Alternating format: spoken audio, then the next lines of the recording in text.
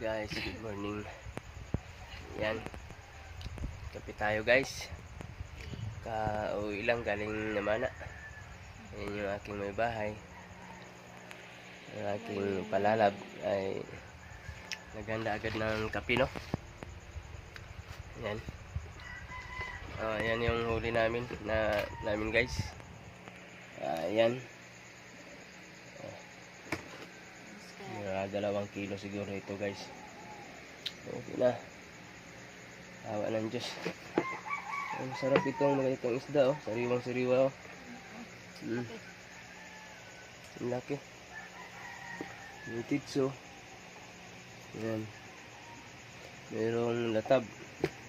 Meron ding matambaka. Medyo malaki na rin matambaka.